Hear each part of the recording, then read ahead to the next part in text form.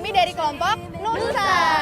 Kami ingin mempresentasikan hasil project learning yang sudah kami kerjakan. Kelompok kami berisikan anggota.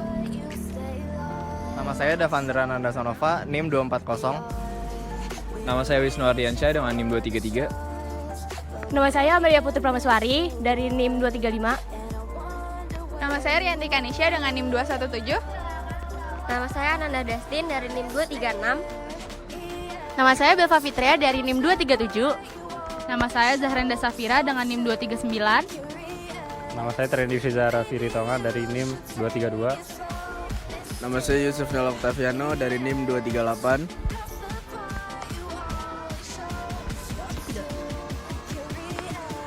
Check it out.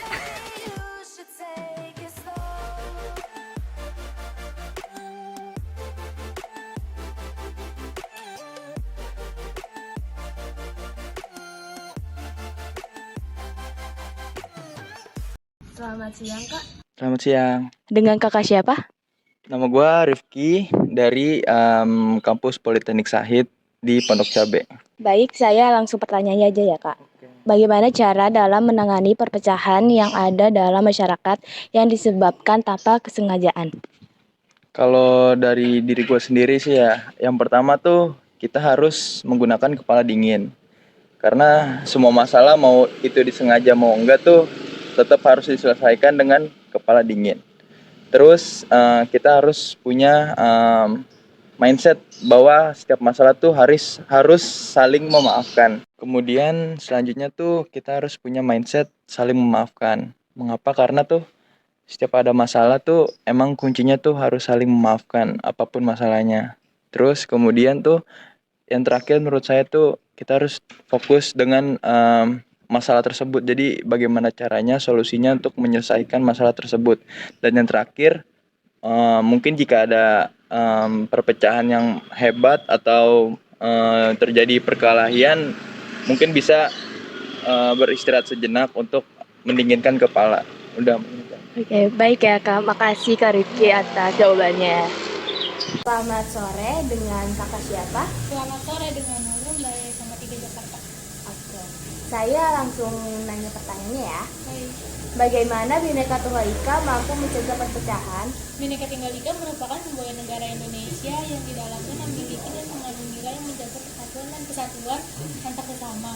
Meskipun dihambat oleh adanya perbedaan, tetapi perbedaan itu tidak mencegah kita untuk saling menghargai, saling mengasihi sesama, dan saling mengingat saling persaudaraan sesama. Melainkan seharusnya perbedaan itu harus menjadi berkat dari sesama dan tidak menjadikan bahan ejekan atau bahan gosipan yang dijadikan sebagai bahan singgungan di media sosial. Bhinneka Tunggal Ika memiliki nilai dan makna kesatuan sesuai dengan isinya, yaitu berbeda-beda tetapi tetap satu juga. Himbawan ini mesti dan harus diterapkan dalam kehidupan sehari-hari sebagai rakyat bangsa Indonesia untuk mencegah adanya perpecahan dan perselisihan antar sesama. Oke, baik ya. Makasih Kak Nurul atas jawabannya. Perkenalkan, nama saya Nasya Morawilona, saya mahasiswa UIN Jakarta. Oke, langsung ke pertanyaan pertama. Menurut kamu kenapa sengketa tanah itu dapat terjadi? Menurut saya, sengketa tanah dapat terjadi itu karena ada dua belah pihak yang saling mengakui tanah tersebut. Jadi terjadilah sengketa tanah itu. Terus gimana cara kita untuk mencegah terjadinya sengketa tanah? Cara mencegahnya menurut saya bagi orang memiliki tanah tersebut harus memiliki surat-surat lengkap mengenai kepemilikan tanah tersebut. Perkenalkan, nama saya Muhammad Rizky Febriansyah, saya siswa SMA 34 Jakarta. Oke, pertanyaan pertama, kenapa bentrok itu dapat terjadi? Menurut saya bentrok dapat terjadi karena adanya perbedaan pendapat antara individu, kelompok, atau lembaga terhadap suatu permasalahan. Bagaimana cara kita untuk mengatasi bentrok tersebut? Cara mengatasi bentrok itu sendiri itu bisa dilakukan dengan cara saling menghargai dan toleransi antara satu sama lain. Oke, makasih. Selamat malam Kak, maaf mengganggu waktunya. Saya Trendy Fizara Firitonga dari UPN Veteran Jakarta. Sebelumnya, boleh perkenalkan nama kakak dan pekerjaannya. Oke, nama gue Dewi Rismawati, gue admin fisioterapi. Oke, langsung aja ke pertanyaannya ya Kak. Pertanyaan dari saya tuh, apa efek dari bentrok sengketa tanah terhadap warga? Untuk bentrok sengketa tanah sih banyak sih ya dampaknya ke warga, seperti warga terganggu, terus warga bisa juga terluka juga. Jadi sebaiknya kalau ada masalah dimediasi dulu. Oke. Terima kasih atas waktunya. Ya, sama-sama. Selamat malam Kak. Terima kasih sudah saya wawancara. Sebelumnya nama Kakak siapa? Nama saya Fendi Arya Fadila, bisa dipanggil Fadel. Kak Fadel ini kuliah apa kerja? Gua kuliah sih. Nah, di sini gue pengen nanya sih kayak menurut Mas Fadel apa dampak negatif saat terjadinya bentrokan? Dampak negatif saat terjadinya bentrokan yaitu yang pertama itu menurut gua itu bakal ngerugiin ke diri sendiri ya. Takutnya mungkin nanti kita luka-luka apa gimana, dan mungkin nantinya rumah-rumah bakal hancur juga karena bentrok itu. Itu sih negatifnya sih dari gua. Oke, terima kasih ya Mas Fadel. Sama-sama. Halo Kak, halo. Maaf ganggu waktunya ya, aku izin wawancara kakaknya nggak apa-apa? Boleh. Oke, sebelumnya izin aku memperkenalkan diri, nama aku Deva. Aku dari jurusan Ilmu Komunikasi angkatan 2022 dari UPN Veteran Jakarta. Nah, sebelumnya mungkin kakaknya bisa berkenalan terlebih dahulu. Halo, aku April. Halo. Halo, aku Vina. Halo. Nah, sebelumnya kakak udah tahu ya, kita akan mewawancarai tentang bela negara nih. Nah, sebelumnya aku ada satu pertanyaan nih ke kakaknya. Gimana sih kakak dan sebagai mahasiswa berpendapat cara mengimplementasikan nilai-nilai bela negara yang ada di Pancasila atau di UUD gitu di kehidupan sehari-hari? Kalau menurut aku sekarang kan lagi tren ya, berbatik bersama, terus berkain bersama. Itu bisa jadi salah satu contoh sih, soalnya kan bisa melestarikan budaya Indonesia juga, terus bisa menormalkan pemakaian batik di kehidupan sehari-hari. Oh iya, betul banget. Kalau menurut aku mungkin tidak membeda-bedakan antar suku, golongan, dan ras, terus saling menghormati antar sesama, gitu. Saling menghargai juga, terus bersikap tenang rasa, dan menjaga nama bangsa Indonesia dengan melestarikan warisan-warisan budayanya. Wah, jawabannya bagus-bagus banget nih Kak. Makasih banyak banget loh untuk kesempatan untuk wawancara ini ya, udah meluangkan waktu. Terima kasih banyak ya Kak. Sama-sama. Halo Kak. Halo. Terima kasih sebelumnya udah meluangkan waktunya untuk diwawancara ini ya. Nah, sebelumnya izin memperkenalkan diri, nama aku Deva Fitria dari jurusan Ilmu Komunikasi angkatan 2022 dari UPN Veteran Jakarta. Nah, sebelumnya mungkin kakak bisa perkenalkan dirinya. Halo kalian, nama aku Salsa dari salah satu universitas yang ada di Jakarta. Ya, terima kasih. Oke, jadi di sini kita mau wawancara tentang bela negara. Yang mungkin aku ada satu pertanyaan nih buat kakaknya. Gimana sih pendapat kakak tentang separatisme, gerakan separatisme yang ada di Indonesia? Sebelumnya separatisme itu yang ini kan ya, yang gerakan kayak komunitas untuk memisahkan diri dari Indonesia. Betul sekali. Gerakan separatisme tuh contohnya kayak OPM ya? Iya. OPM, kalau menurut aku sebenarnya OPM tuh kalau dilihat dari sisi lainnya sebenarnya nggak salah sih mereka, karena emang mereka memperjuangkan hak-hak mereka ya, tapi mungkin caranya aja yang salah. Karena mereka kan caranya udah kayak radikalisme banget, ngebom sana sini lah, nyerang polisi lah, nyerang ini, nyerang itu.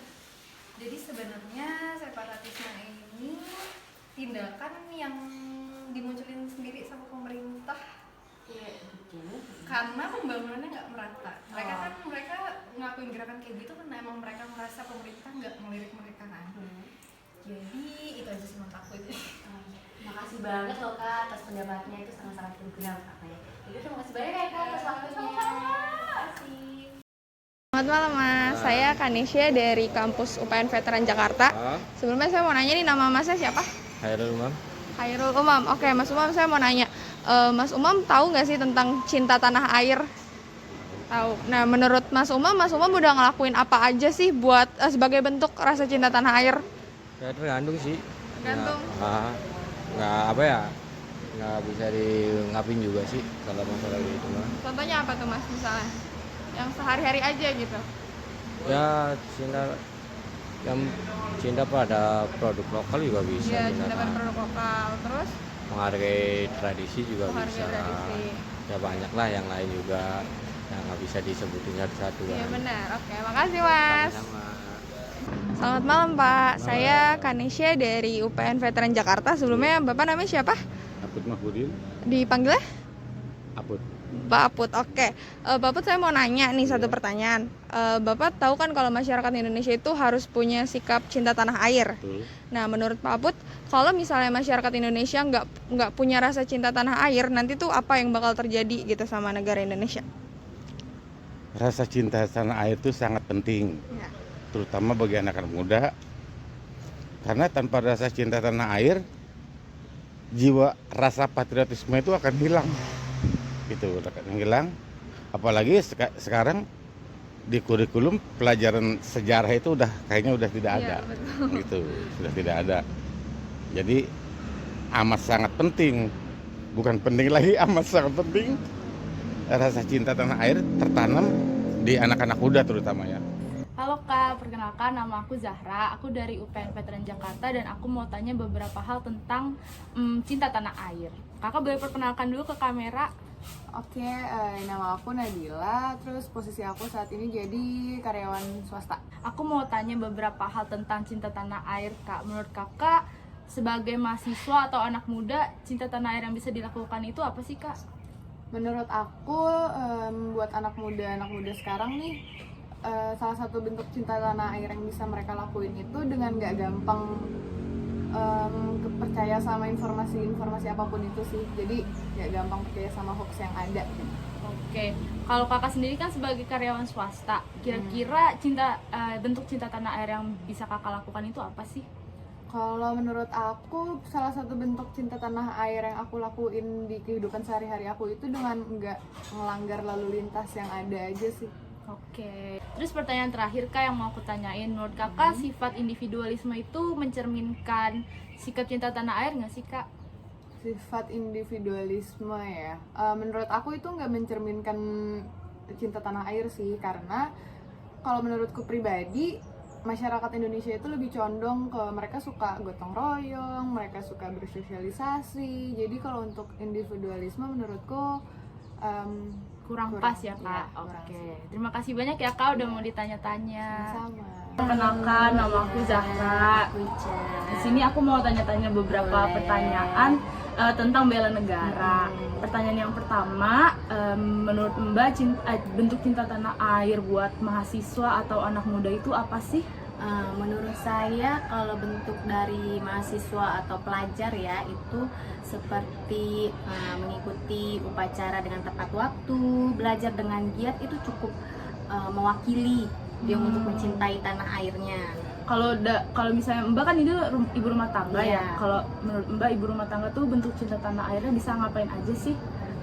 Aku kan punya anak ya, aku bisa mengedukasikan anak-anakku tentang nasionalisme, tentang mencintai tanah air ini dengan memperkenalkan lagu-lagu nasional, lagu-lagu daerah, memperkenalkan alat-alat musik daerah, baju-baju adat, rumah-rumah adat ya yang seperti yang aku pelajari dulu. Jadi biar dari kecil tuh udah familiar sama budaya Indonesia gitu ya. Baik. Terus aku ada satu pertanyaan lagi nih tentang bela negara dan cinta tanah air ini. Menurut Mbak, individualisme atau sikap yang sendiri-sendiri itu mencerminkan sikap tanah air nggak sih? Oh, tentu tidak, karena sikap bangsa kita ini kan ramah tamah dan bersosialisasi. Jadi kalau sikap individualisme itu tidak mencerminkan sekali bangsa kita. Oh, baik. Oke, terima kasih banyak ya Mbak udah mau ditanya-tanya. Sama-sama, sukses selalu. Halo, selamat malam Mas. Perkenalkan nama saya Dimantoro Setiautomo. Saya mahasiswa dari UPN Veteran Jakarta.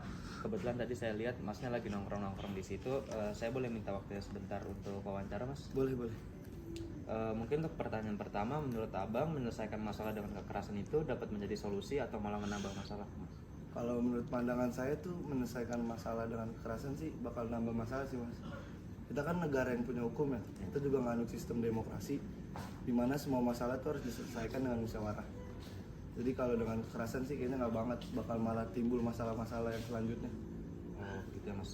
Untuk pertanyaan kedua, menurut Abang menyelesaikan masalah dengan kekerasan melanggar nilai Pancasila nggak sih Bang? Dan menurut Abang tuh sila keberapa yang dilanggar? Boleh tolong jelasin? Dari poin utama sih kekerasan aja tuh udah melanggar semua sila ya menurut saya. Cuman buat menyelesaikan masalah dengan kekerasan tuh bener-bener melanggar sila kedua sih menurut saya. Karena sila kedua kan kemanusiaan yang adil dan beradab ya. Kita dituntut buat harus adil dan punya adab gitu. untuk pertanyaan terakhir, mungkin sebagai masyarakat negara Republik Indonesia, menurut Anda bagaimana cara mempertahankan NKRI itu sendiri? Kalau cara mempertahankan NKRI sih banyak caranya Mas sebenarnya. Kita lihat dari diri kita sendiri aja, misalnya posisi kita sebagai pelajar, kita mempertahankan dengan belajar dengan giat. Mungkin kita seorang mahasiswa, belajar dengan giat juga, dan mungkin salah satu cara terbaik menurut saya sih mengabdi kepada negara sih ya Mas, untuk mempertahankan NKRI. Mungkin segitu aja sih Mas pertanyaan dari saya. Terima kasih Mas ya. Iya, terima kasih banyak Mas. Selamat malam Mas, perkenalkan nama saya Bimantoro Setiautomo, saya mahasiswa dari UPN Veteran Jakarta. Jadi di sini saya punya beberapa pertanyaan ya Mas. Sebelumnya Abang bersedia nggak buat di wawancara? Bersedia. Untuk pertanyaan pertama ya Mas, menurut Mas sendiri menyelesaikan masalah dengan kekerasan itu dapat menjadi solusi atau malah menambah masalah Mas? Oke, kalau menurut saya menyelesaikan masalah dengan cara kekerasan itu bukannya menemui jalan tengahnya, malah menjadi nambah masalah lagi ya. Dengan kata lain, kita nggak bisa nemu solusinya. Soalnya kan ada cara yang namanya ngomong baik-baik atau bisa diselesaikan dengan cara lain gitu. Jadi lebih baik jangan pakai cara kekerasan lah, nggak bisa ngasih solusi. Untuk pertanyaan kedua, menurut Mas sendiri menyelesaikan masalah dengan kekerasan melanggar nilai Pancasila nggak sih Mas? Dan di sila keberapa dilanggarnya, boleh tolong jelasin nggak? Kalau melanggar Pancasila udah pasti sih ya. Kalau buat sila keberapa mungkin sila kedua, karena kemanusiaan yang adil dan beradab di sini ya. Kita juga harus punya adab dalam ya itu. Kita nggak boleh nyelesain masalah dengan kekerasan, dan ada juga yang namanya musyawarah atau apapun itu. Mau kekerasan fisik maupun verbal tuh lebih baik dihindari sih. Mungkin untuk pertanyaan terakhir ya Mas, sebagai masyarakat Indonesia, menurut Mas sendiri bagaimana cara mempertahankan NKRI ini sendiri? Cara mempertahankan NKRI sebenarnya ada banyak ya. Kita bisa contohnya mulai dari budaya kita sendiri, mempertahankan aspek-aspek daerah kita, tidak terlalu terpengaruh budaya luar, dan bisa dibilang ya itu kita melestarikan budaya kita agar kita tidak ikut udah dari zaman itu. Mungkin sekian Mas pertanyaan wawancara dari saya. Terima kasih Mas sebelumnya. Selamat malam. Assalamualaikum warahmatullahi wabarakatuh. Halo semuanya, perkenalkan nama saya Wisnu Ardiansyah dengan NIM terakhir 233. Saya di sini bersama Kak Esa Priscila. Kalau boleh tahu nih Kak, kesibukan Kakak sehari-hari apa sih? Kesibukan aku sehari-hari adalah sebagai mahasiswa. Mahasiswa ya Kak. Jadi saya ini dari UPN Kak. Saya mau ngasih Kakak beberapa pertanyaan yang Kakak bisa jawab. Jadi pertanyaan pertama itu, menurut Kakak nih, gimana sih cara mempertahankan NKRI di masa sekarang ini?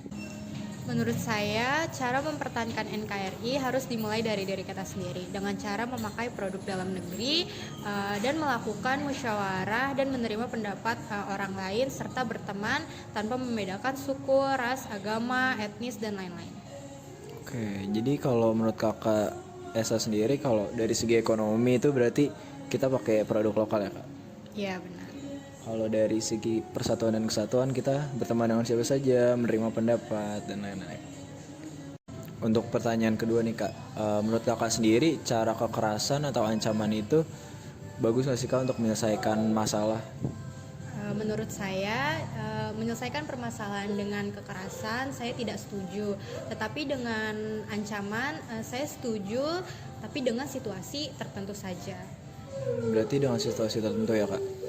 Nah, situasi tertentu yang Kakak maksud itu seperti apa sih Kak? Situasi tertentunya itu maksudnya ancaman yang dapat dilakukan ketika permasalahan itu sudah mulai tidak kondusif dan tidak bisa dibicarakan dengan cara kekeluargaan atau dengan baik-baik. Kira-kira Kakak bisa kasih contohnya nggak sih Kak? Contohnya itu permasalahan yang sedang marak saat ini, yaitu pinjaman online. Ketika yang meminjam tidak melakukan kewajibannya membayar hutang dan tidak terima jika ditagih, maka peminjamnya ini bisa melakukan tindakan ancaman seperti ancaman untuk menyita barang atau membawa permasalahan ini ke hukum. Jadi begitu ya Kak? Oke Kak, mungkin dari aku pertanyaannya sih itu aja. Makasih ya Kak. Sama-sama. Jadi sekarang saya sedang bersama narasumber kedua. Siapa mas? Nama mas? Nafi. Nafi ya. Iya. Mas Nafi kesibukannya apa nih mas? Sekarang sih kuliah. Mau kuliah. Jadi saya nih ingin memberi beberapa pertanyaan mas. Yang pertama itu, menurut Mas Nafi sendiri, gimana sih mas cara mempertahankan NKRI di masa sekarang? Mempertahankan NKRI ya? Betul mas. Kalau menurut saya sih dengan cara kita tuh menanamkan toleransi ke ras, antar golongan, terus suku, agama, dan yang membedakan kita dengan individu-individu lainnya. Dengan cara itu sih bisa sih kita mempertahankan dan memperjuangkan NKRI agar tetap utuh. Pertanyaan kedua mas, menurut Mas Nafi sendiri, Mas Nafi itu setuju nggak sih kalau permasalahan itu diselesaikan dengan cara kekerasan atau ancaman? Gimana mas, menurut mas? Saya sih nggak setuju kalau apa-apa itu harus diselesaikan dengan kekerasan, maupun mau itu verbal atau fisik. Karena ada cara lain, contohnya seperti mediasi atau dengan cara kekeluargaan lainnya. Kalau misalnya masalah itu susah ya masih bisa dibawa ke jalur hukum. Jadi masnya sangat nggak setuju dengan kekerasan atau ancaman? Saya sih nggak setuju, karena menyelesaikan masalah dengan kekerasan itu malah membuat masalah baru lagi. Menurut Mas Nafi sendiri, kalau kekerasan itu melanggar Pancasila nggak sih mas? Terus misalnya melanggar sila keberapa dan boleh tolong jelasin? Kalau menurut saya sih melanggar ya mas. Melanggar sila kedua, kemanusiaan yang adil dan beradab. Manusia yang adil dan beradab tidak akan menggunakan kekerasan untuk menyelesaikan sebuah masalah. Karena yang saya bilang tadi, bisa diselesaikan dengan cara kekeluargaan, cara mediasi, atau juga dengan pengadilan yang ditengahi oleh orang yang berwenang. Udah. Jadi memang kekerasan itu bukan opsi lah ya buat menyelesaikan masalah. Benar mas. Mungkin ya udah mas, itu aja yang mau saya tanyain. Terima kasih banyak ya mas. Halo semua, nama saya Davandra Nandasanova, NIM 240, dan sekarang saya bersama narasumber saya Akil. Nama saya Akil sebagai apa? Mahasiswa. Jadi di sini saya ingin bertanya tentang jati diri bangsa nih. Iya. Jadi pertanyaan pertama saya, bagaimana cara kita untuk mempertahankan dan melestarikan jati diri bangsa kita gitu? Menurut saya sih jati diri bangsa harus kita milikin, karena jati diri bangsa itu bisa menjadi pondasi yang kuat buat ngelawan masuknya budaya luar sih. Gitu. Terus mungkin pertanyaan selanjutnya, bagaimana sih apa sih sebenarnya jati diri bangsa Indonesia kita ini yang sebenarnya itu apa sih? Menurut saya sih kayak Pancasila ya, nilai Pancasila, karena nilai Pancasila itu udah dijadiin pandangan atau pedoman bagi semua masyarakat ya rata-rata. Apalagi Pancasila sebagai ideologi negara kita juga gitu. Betul, ya. Ya mungkin segitu aja ya, Mas Akil. Makasih ya. Siap, makasih semuanya. Halo semua, perkenalkan nama saya Davandra Nandasanova, NIM saya 240, dan saya sedang bersama narasumber saya yang kedua. Siapa namanya? Sabrian. Oh, Sabrian. Jadi di sini saya ingin bertanya tentang jati diri bangsa. Jadi pertanyaan pertama saya nih, mengapa sih kita harus mempertahankan jati diri bangsa kita, dan kayak kita tuh harus tetap ada gitu jati diri bangsa kita, harus turun temurun gitu? Kenapa sih? Ya, karena menurut saya kita sebagai rakyat Indonesia harus mempertahankan jati diri bangsa kita, karena pengaruh budaya dari luar yang tidak sesuai dengan norma-norma bangsa dan Pancasila. Setuju. Nah, lanjut ke pertanyaan kedua nih. Apa sih jati diri bangsa Indonesia tuh yang sesungguhnya tuh apa sih gitu? Menurut saya jati diri bangsa Indonesia itu terletak di Pancasila, karena Pancasila itu sebagai ideologi kita, dan pandangan kita hidup di Indonesia tuh dari Pancasila. Gitu sih. Setuju banget sih sama jawabannya Sabrian ini. Ya udah mungkin segitu aja Sabrian ya. Makasih Sabrian. Makasih semuanya. Assalamualaikum warahmatullahi wabarakatuh.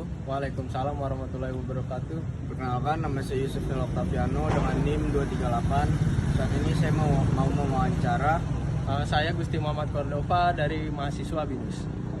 Jadi gue mau nanya nih ke Lia, gimana sih salah satu cara untuk membangun jati diri bangsa Indonesia? Kalau menurut gue membangun jati diri bangsa Indonesia tuh ada 3 poin. Yang pertama tuh kita tidak harus mengikuti budaya orang barat atau orang luar negeri. Yang kedua, kita sebisa mungkin tidak menggunakan mata uang luar negeri. Sebisa mungkin menggunakan mata uang kita sendiri, yaitu rupiah. Yang ketiga, kita tidak boleh ikut mencampuri urusan negara lain, dan sebisa mungkin kita harus membangun bangsa ini lebih maju. Terus yang kedua, gimana sih jati diri bangsa Indonesia itu menurut lo sendiri? Kalau menurut gue nih, jati diri bangsa Indonesia ya. Kalau jati diri bangsa Indonesia tuh ada banyak faktor sih ya. Salah satunya aja lah. Apalagi kan kalau di negara ini kan yang terkenalnya kan adalah keberagaman budaya ya kan. Benar sih. Nah, itu kalau menurut gue nih, keberagaman budaya tuh harus dilestarikan lagi. Itu menurut gue. Siap. Udah gitu aja. Udah Oke, gitu aja. terima kasih. Siap. Sekian dari saya. Upin Ipin Makan Terasi. Cukup sekian, terima kasih. Assalamualaikum warahmatullahi wabarakatuh. Waalaikumsalam.